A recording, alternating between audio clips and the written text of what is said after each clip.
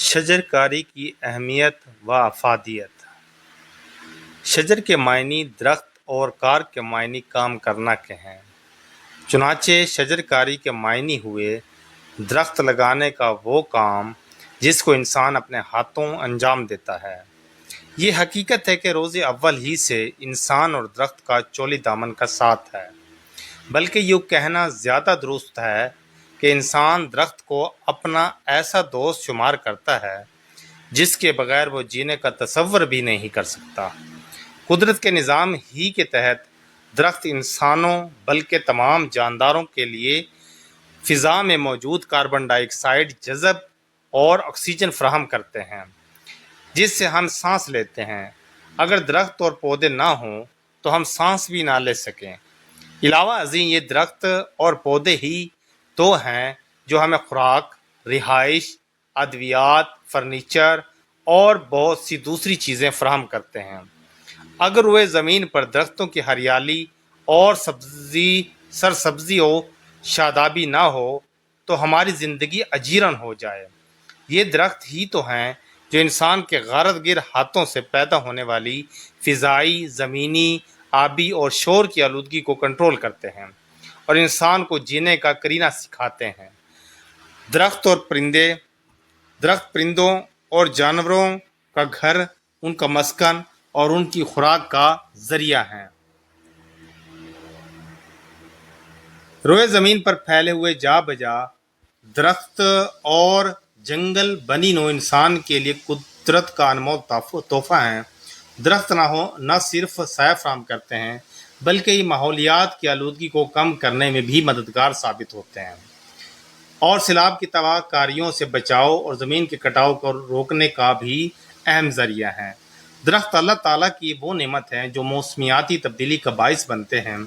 درختوں کی بدولت بارش کا موجب بننے والے بادل وجود میں آتے ہیں اور انہی کی بدولت بادل برستے ہیں۔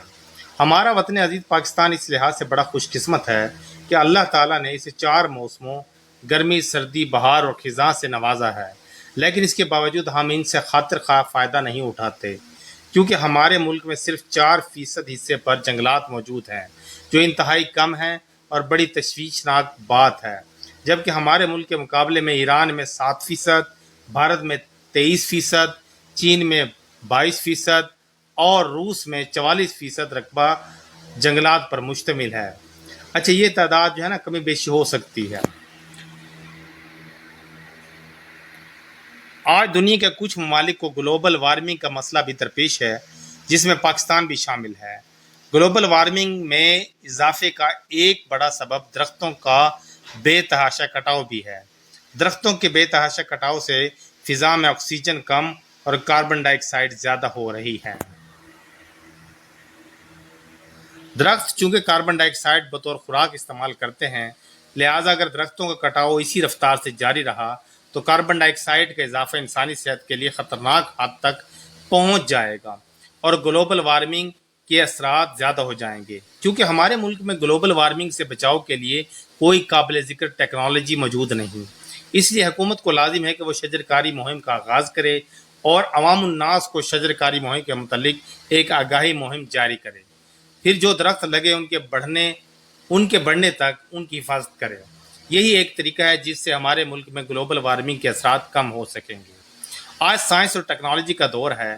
شجر کاری کے لیے بھی دنیا میں جدید طریقے آ چکے ہیں، جن میں ڈرون کے ذریعے سے شجر کاری کی جاتی ہے۔ یہ ڈرون فضا سے زمین پر بیج پھینکتے ہیں، جن کے ذریعے سے کم وقت میں ایک وسیع و عریض رقبے پر شجر کاری کا عمل انجام دیا جا سکتا ہے۔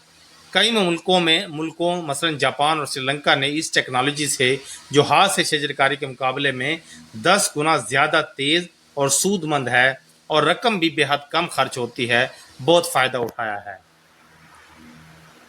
ہر محب وطن پر چاہے وہ طالب علم ہی کیوں نہ ہو، لازم آتا ہے کہ وہ جہاں تک ممکن ہو اپنی دسترس میں رہ کر شجر کاری ضرور کرے۔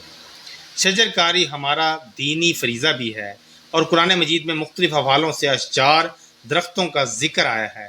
مثلا اللہ تعالیٰ سورہ النحل میں درخت کو اپنی رحمت قرار دیتے ہوئے اس کا ذکر اس طرح کیا ہے: وہی ہے جس نے آسمان سے تمہارے لیے پانی برسایا جس سے تم خود بھی سیراب ہوتے ہو اور تمہارے جانوروں کے لیے بھی چارہ پیدا ہوتا ہے۔ وہ اس پانی کے ذریعے سے کھیتیاں اگاتا ہے، زیتون، کھجور، انگور اور طرح طرح کے دوسرے پھل پیدا کرتا ہے۔ اس میں ایک بڑی نشانی ہے ان لوگوں کے لیے جو غور و فکر کرتے ہیں۔ اس طرح آپ خاتم النبیین صلی اللہ علیہ وآلہ وصحبہ وسلم نے بھی درخت لگانے اور ان کی پرورش و نگہداشت پر بہت زور دیا ہے۔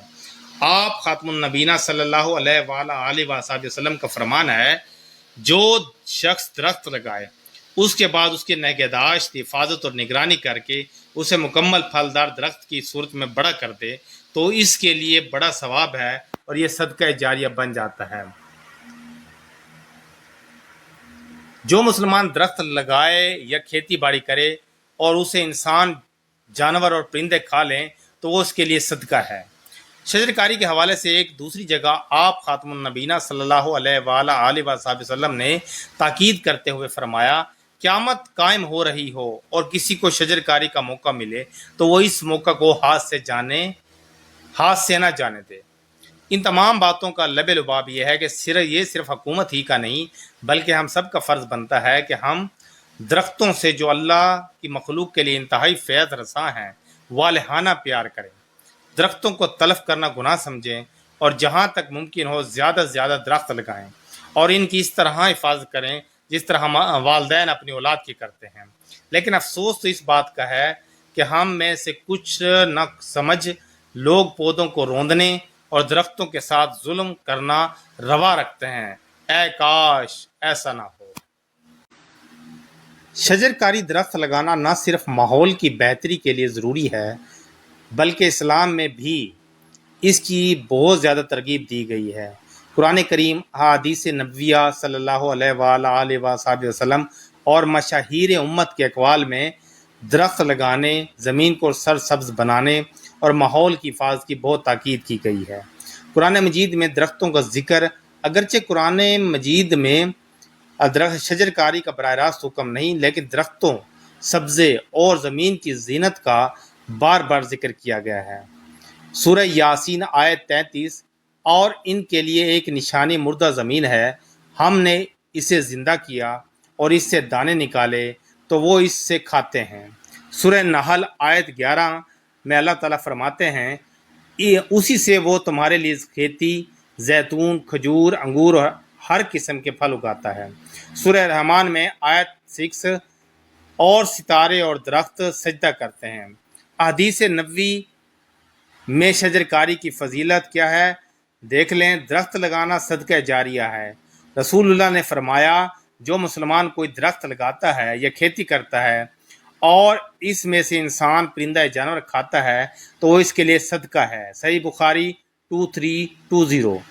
قیامت کے قریب بھی درخت لگانے کی ترغیب ہے۔ نبی کریم نے فرمایا، اگر قیامت قائم ہونے لگے اور تم میں سے کسی کے ہاتھ میں کھجور کا پودا ہو اور وہ اسے لگا سکتا ہو تو ضرور لگا دے۔ مسند احمد 12902۔ زمین کو آباد کرنا نیکی ہے، زمین کو آباد کرنا بہترین عمل ہے۔ سنن ابی داؤد۔ مشاہیر کے بھی اقوال ہیں۔ حضرت علی رضی اللہ تعالیٰ عنہ فرماتے ہیں، درخت لگاؤ کیونکہ یہ اللہ کی نعمتوں میں سے ہے جو تمہیں سایہ، رزق اور زندگی دیتا ہے۔ مولانا رومی، درخت لگانا گویا امید لگانا ہے۔ وہ ہاتھ جو مٹی میں بیج ڈالتا ہے اصل میں مستقبل بنا رہا ہوتا ہے۔ علامہ اقبال فرماتے ہیں، خودی کو کر بلند اتنا کہ ہر شاخ پر بہار آئے، درخت وہی سدا بہار ہوتا ہے جو اپنے سائے میں دوسروں کو بھی جینے دے۔ شجر کاری کی اہمیت کیا ہے؟ ماحولیاتی تحفظ، آکسیجن مہیا کرتے ہیں اور آلودگی کم کرتے ہیں۔ روحانی فائدہ، صدقہ جاریہ ہیں۔ معاشی فائدہ، پھل، لکڑی، سایہ اس سے حاصل ہوتا ہے۔ سماجی فائدہ، خوبصورتی، سایہ، حیاتیات کے لیے پناہ گاہ۔